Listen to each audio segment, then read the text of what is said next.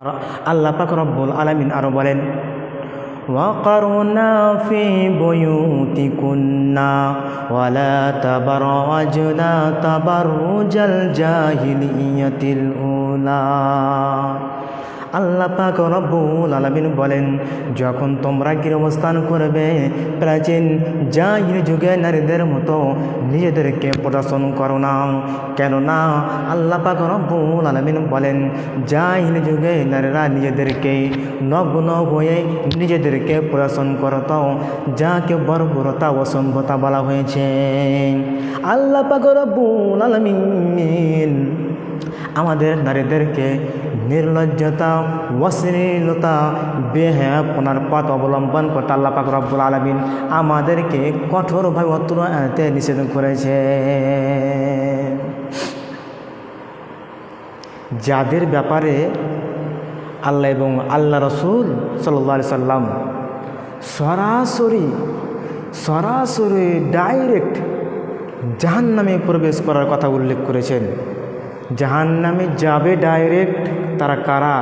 তারা হলো নগ্ন পোশাক পরিধানকারী নারী, বেপরদা মহিলারা ডাইরেক্ট জাহান্নামে যাবে। একজন মানুষের ইমানকে মুহূর্তের মধ্যে ধ্বংস করে দিতে পারে, তার নাম হলো নারী।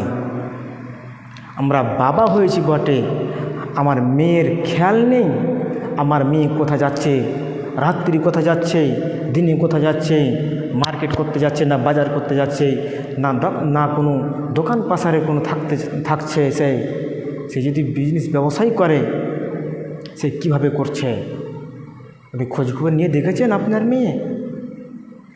একজন মহিলার জন্য একজন পুরুষের পোশাক পরা হারাম, আর আপনার মেয়ে পুরুষের পোশাক পরে কীভাবে বাবার সামনে, গ্রামবাসীর সামনে চলাফেরা করতে পারে?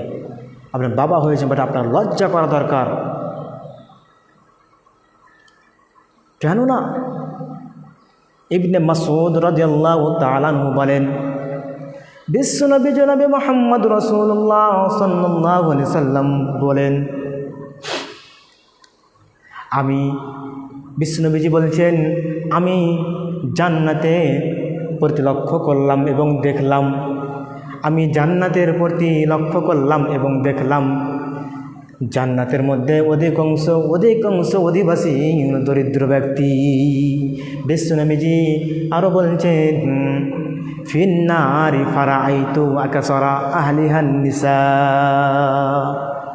বিশ্বনবীজি বলছেন, আমি জাহান্নামের প্রতি লক্ষ্য করলাম এবং দেখলাম, আমি জাহান্নামের প্রতি লক্ষ্য করলাম এবং দেখলাম জাহান্নামের মধ্যে অধিকাংশ